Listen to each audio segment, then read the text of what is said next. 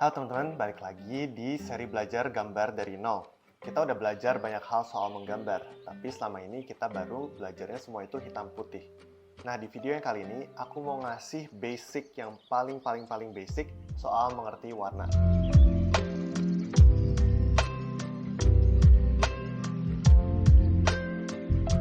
Di video ini aku nggak akan ngajarin hal yang terlalu muluk-muluk, terlalu teknis, atau terlalu fundamental.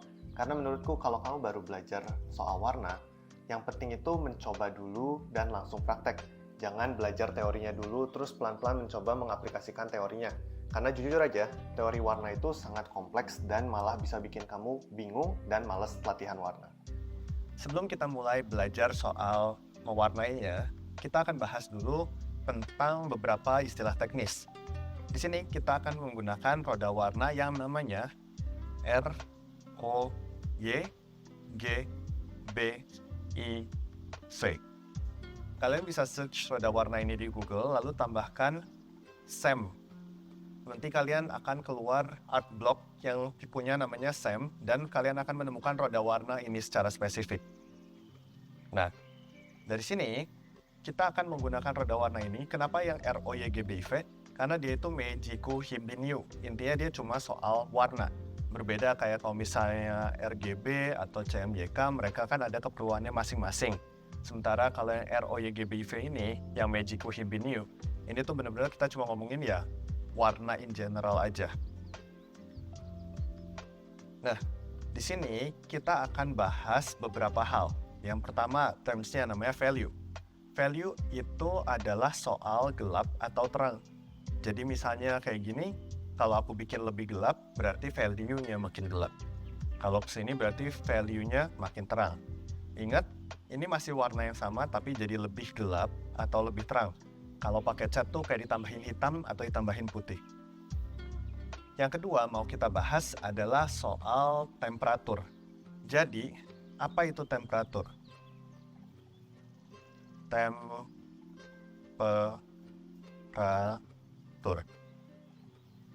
Kalau kita bahas soal warna, supaya mereka harmonis, kita harus membahas soal temperatur.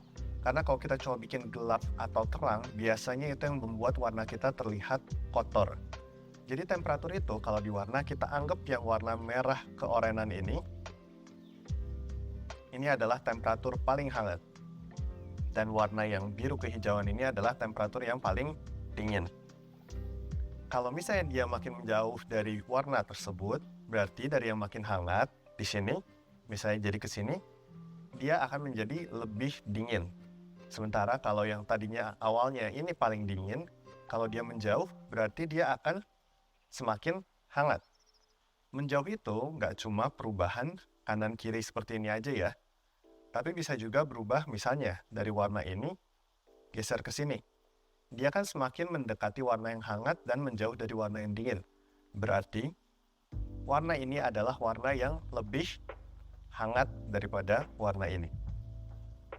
Oke, kita coba lagi. Kalau misalnya warna ini geser ke sini, karena lebih jauh berarti menjadi lebih dingin.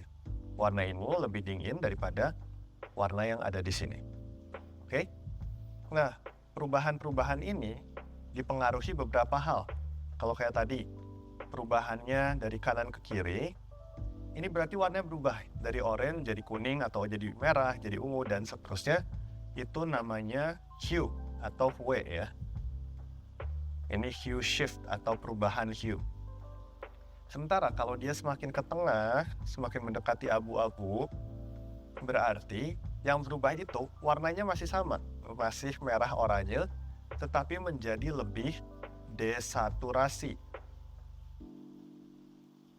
Nah, ini namanya saturasi atau saturation shift. Oke? Nah, jadi untuk mempengaruhi temperatur, ada tadi yang harus kita bahas yaitu hue dan juga saturation. Itu aja yang perlu kalian ingat istilahnya tadi value, temperatur, hue, dan saturation. Ini akan banyak aku gunakan saat memberikan penjelasan hari ini. Oke, Sekarang, kita akan belajar dulu cara membuat warna yang paling simple. Sebelum memulai mewarnai apapun, kita akan lakukan value study. Tapi value study itu kita nggak perlu bikin yang terlalu muluk-muluk. Misalnya, kita mau menggambarkan sebuah bola di meja di depan tembok. Oke, kita nggak perlu melakukan value study yang sampai terlalu detail. Pertama, yang paling penting kita harus tahu dulu, kira-kira cahayanya mau datang dari mana. Jadi anggap saja ini adalah sebuah bola di depan tembok seperti ini. Kalau cahayanya datang dari sini, berarti sebelah sini kurang lebih akan gelap.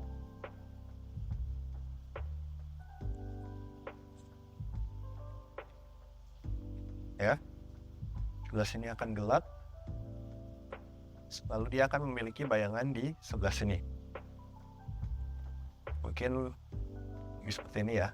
Nah, ini gunanya value study supaya kita lebih yakin dulu. Terus, kita nggak usah terlalu mengubah warna-warna yang lain sampai ada gradasi. Yang penting ada pengelompokannya. Misalnya aku tahu mejanya kurang lebih mau gelapnya segini ya. Oke, lalu bolanya sendiri mungkin ini adalah bola tenis, jadi dia sedikit lebih gelap daripada tembok. Nah, jadi kurang lebih value study-ku cukup seperti ini. Ini gelap, ini. Jadi ada 4 grup ya. Grup paling pertama, bayangan, grup kedua, grup ketiga, dan grup keempat. Oke. Apakah nanti di sini akan ada pantulan cahaya, akan ada gradasi? Ya, mungkin ada. Tapi untuk sekarang, yang penting kita punya grouping yang jelas dulu. Nah, dari sini, sebelum kita memilih warna, ini akan jadi pegangan kita. Kalau kita mau membuat sebuah warna, sebuah palet warna, kita jangan memikirkan yang namanya warna apa yang kita pakai terlebih dahulu. Tapi step pertamanya adalah menentukan mood terlebih dahulu. Oke, moodnya misalnya aku pengen mood yang gloomy.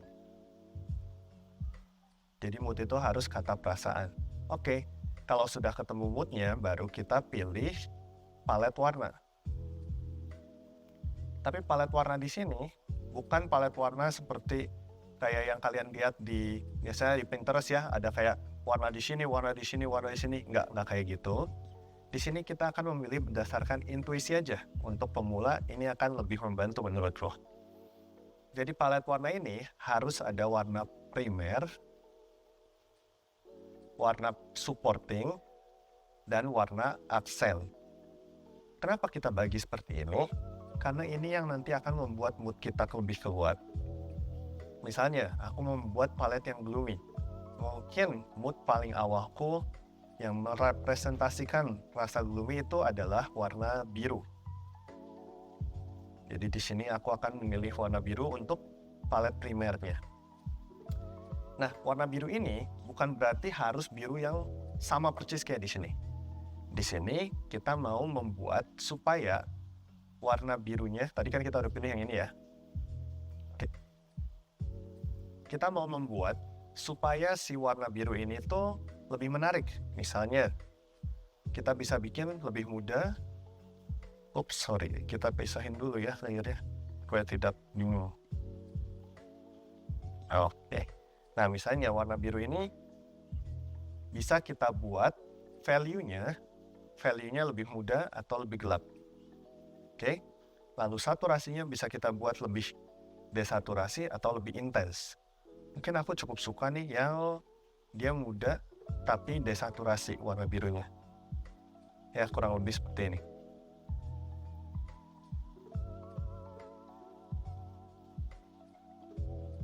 Nah,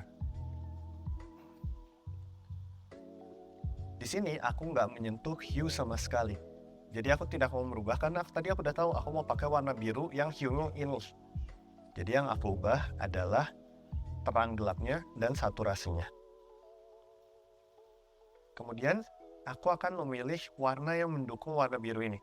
Kira-kira nih, Kalau misalnya moodnya itu gloomy ya, moodnya itu sedih, kira-kira warnanya kalau aku kasih warna seperti ini, bakal sedih nggak? Mungkin nggak. Jadi aku akan cari warna lain lagi nih.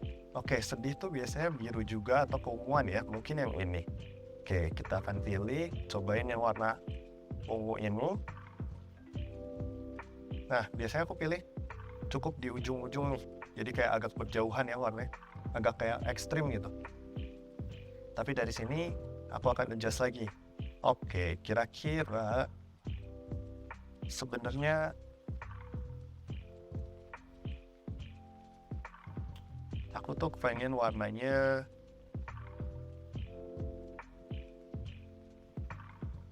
birunya ini. Tadi kita udah dapet ungunya, tadi aku coba berubah hue-nya ya, makanya aku bingung sendiri. Jangan diubah hue-nya, tapi kita akan ubah gelap terangnya. Kira-kira supportingnya itu, nah ya, mungkin kan saturasinya bisa kita kecilin seperti ini ya. Jadi semakin gloomy rasanya.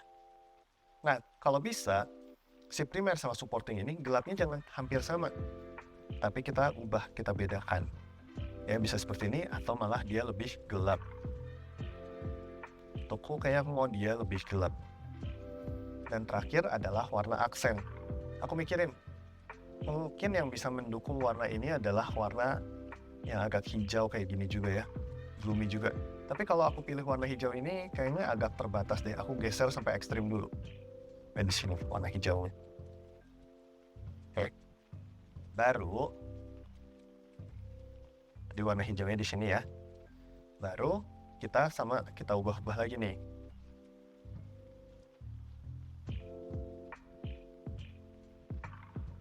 Mungkin aku nggak mau dia seterang itu. Nah, kayak gini cukup enak ya untuk dilihat. Jadi sudah ada 3 warna.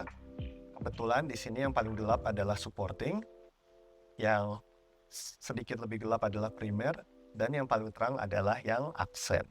Jadi aku berusaha supaya paletnya ini 3 kombinasi warna ini tuh mereka gelap terangnya beda, dan kalau bisa nanti ada yang saturasinya paling tinggi.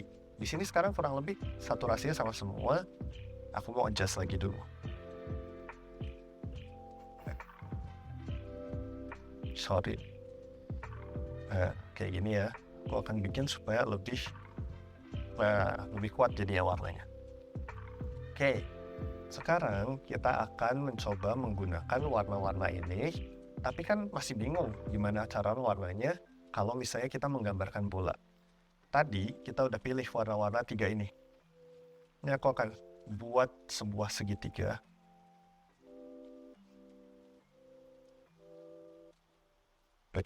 By the way, ini tiap mewarnai kalian nggak perlu melakukan step ini ya. Ini hanya untuk penjelasan supaya kebayang. Segitiga ini yang nanti menjadi namanya gamut warna. Namanya gamut warna. Intinya gamut warna itu adalah pilihan-pilihan warna yang akan terlihat enak untuk dilihat saat digabungkan. Kalau misalnya kita memilih di luar gamut warna ini, kita itu cenderung membuat warnanya jadi kelihatan salah. Dan gamut warna ini nggak perlu cuma jadi satu aja membatasi, tapi dia ingat value-nya masih bisa dibuat lebih terang atau bisa juga dibuat lebih gelap ya. Jadi kurang lebih kita punya 3 opsi sebenarnya, nggak 3 opsi malah, opsinya tidak terbatas. Sekarang kita akan membuat background-nya dulu.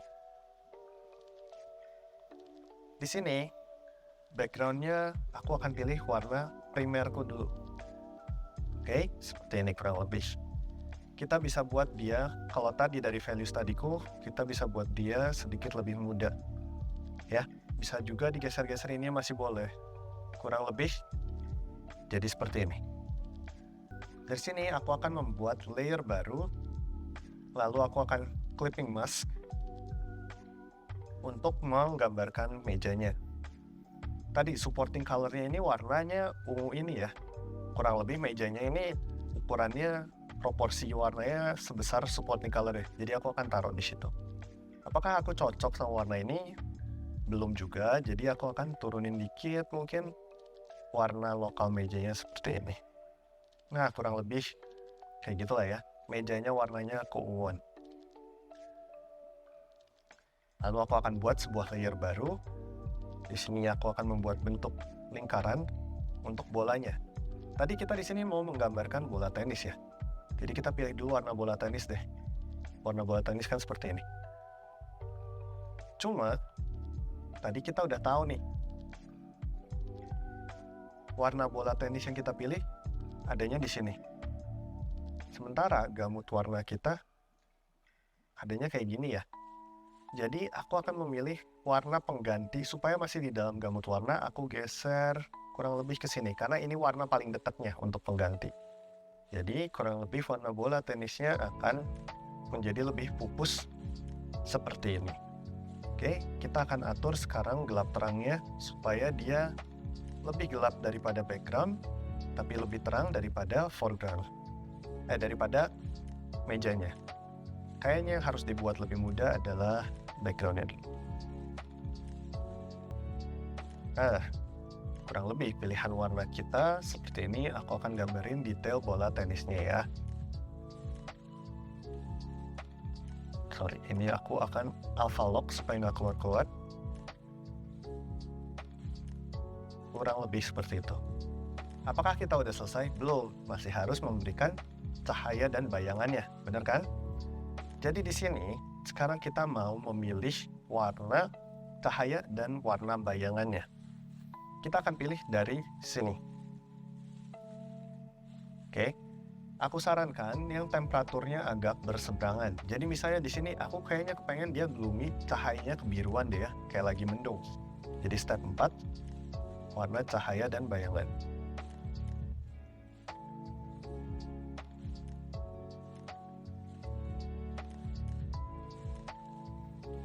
Warna cahayanya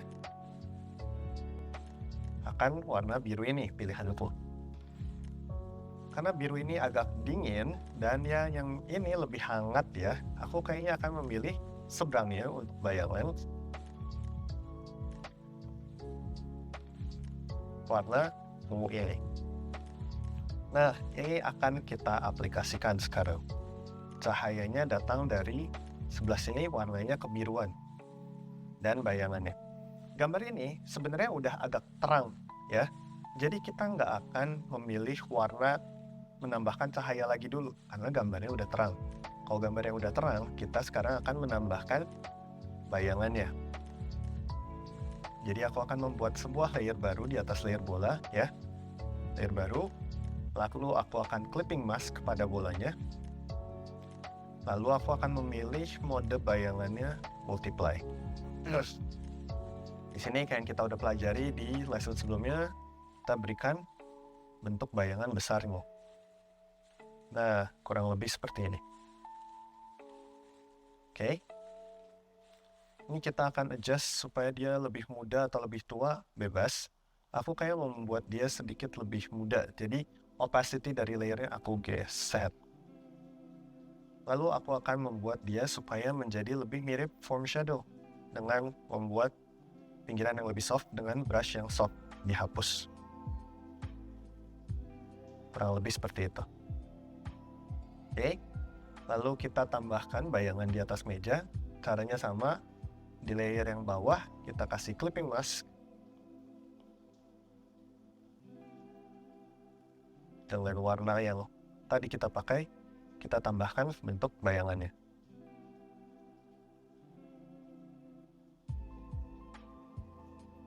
Kurang lebih seperti ini. Nah, dari sini kita bisa membuat supaya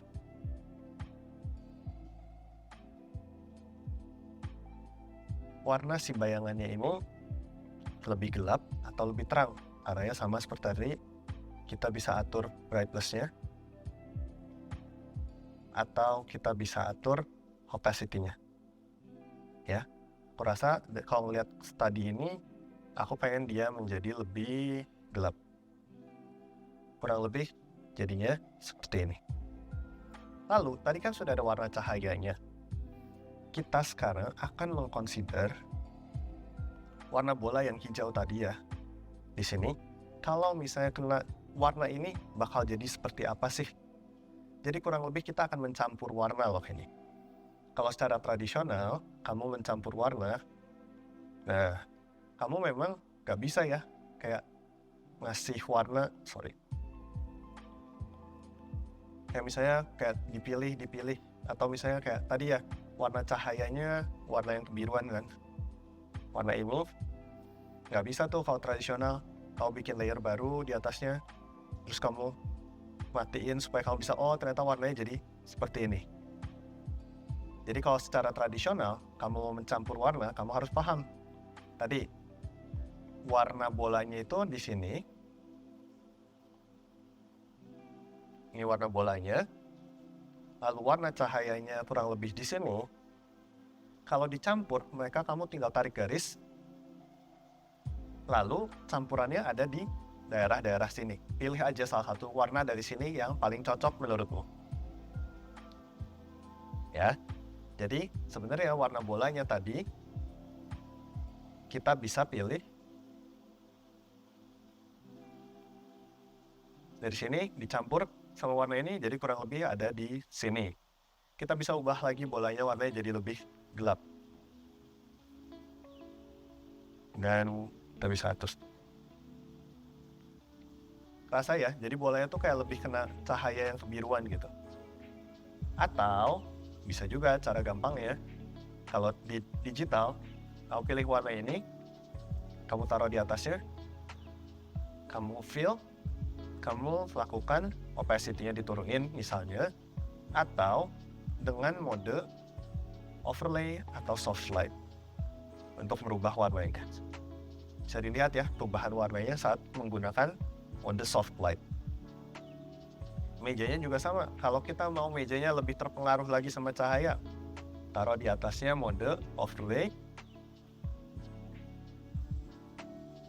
kita taruh ya, ini kita bisa atur nih opacity-nya mau segimana.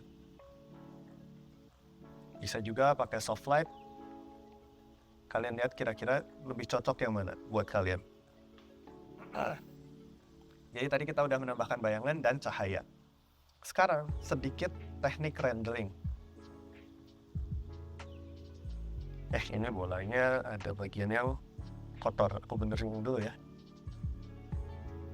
Sekarang ada yang namanya subsurface scattering atau SSS. Itu tuh terjadi saat misalnya cahaya kena ke sebuah objek dan cahayanya itu jadi kayak bias gitu, mencar, warnanya jadi semakin kompleks.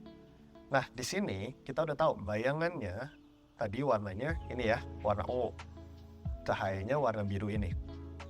Kita akan menambahkan warna cahaya tadi di dalam bayangan, di layer yang sama. Aku akan alpha lock.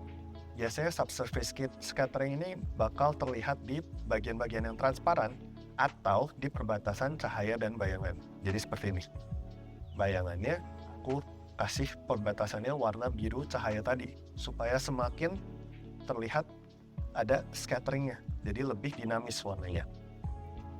Sama untuk bayangan yang di bawah pun, aku akan tambahin sedikit subsurface scattering. Aku alpha lock dulu ya. Ini harusnya multiply. Terus aku akan tambahkan cahaya mungkin bias di dalam seperti ini.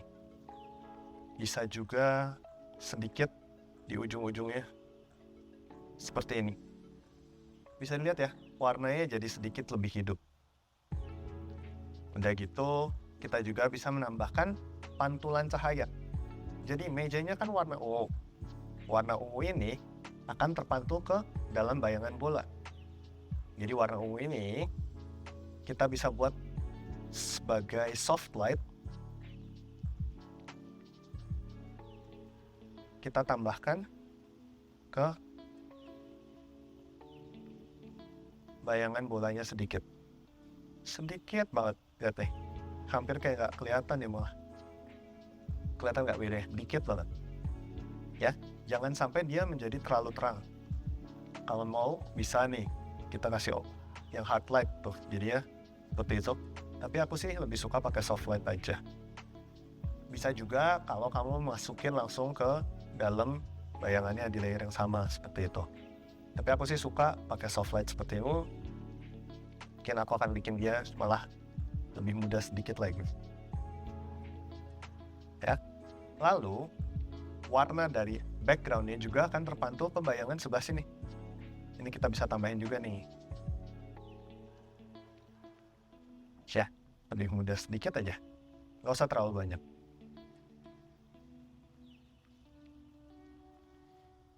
Di bagian bayangan yang paling gelap di sini, itu kita pilih warna bayangan yang sama, tapi biasanya kita buat lebih gelap dan lebih saturasi.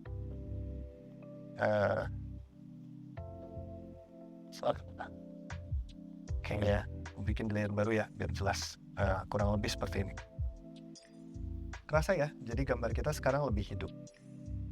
Tadi itu kita ngerjain bagian bayangannya.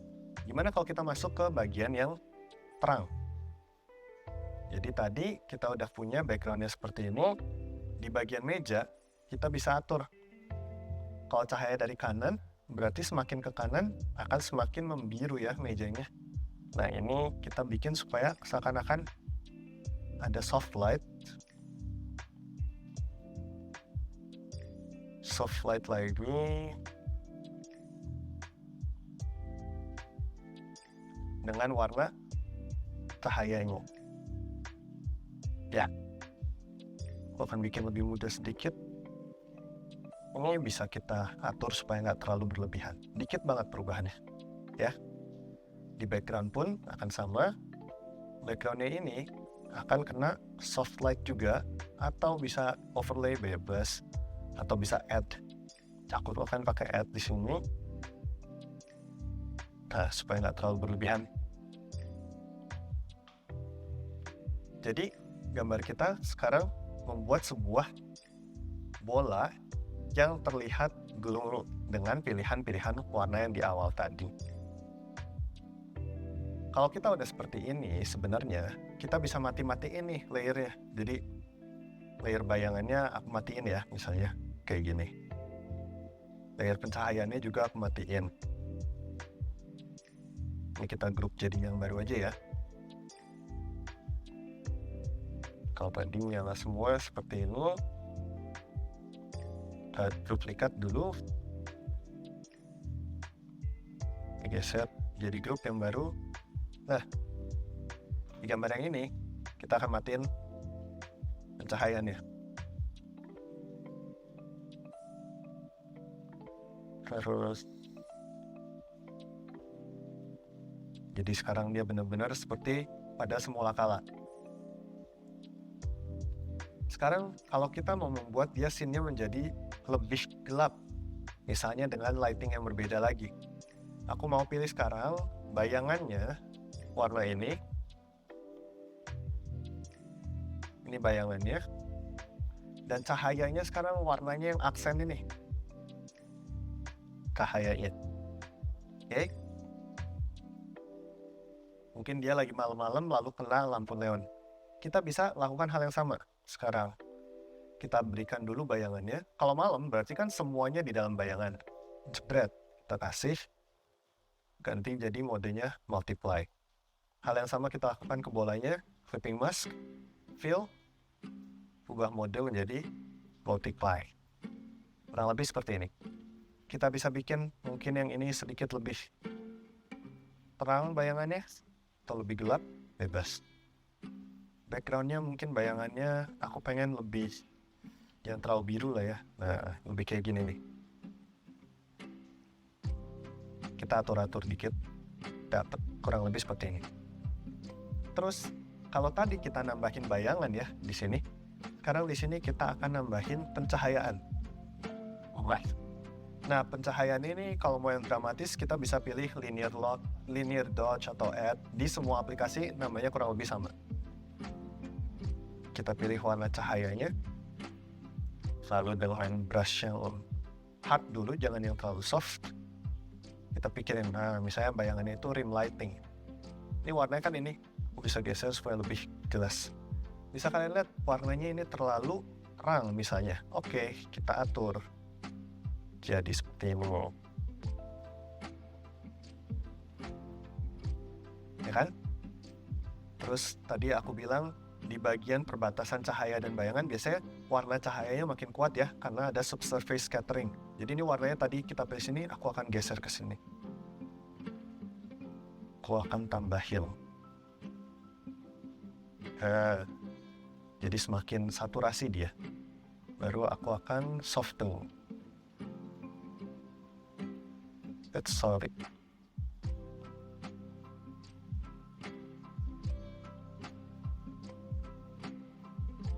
Ya, kurang lebih seperti ini. Lalu dengan cahaya yang sekuat ini harusnya di meja juga akan kena cahayanya ya. Jadi ini aku akan bikin layer baru di atas layer meja. Cuma aku nggak mau dia terlalu kuat. Gak apa-apa, kita coba pakai add dulu. Aku seleksi mejanya. Kurang lebih nanti cahayanya tadi yang ini. Kalau dari situ berarti cahaya dari belakang. Nah, efek cahayanya kayak gini. Kalau ini terlalu kuat, mungkin aku akan tinggal menurunkan opacity-nya. Seperti ini. Lalu kita mainin pinggirannya sedikit supaya lebih natural.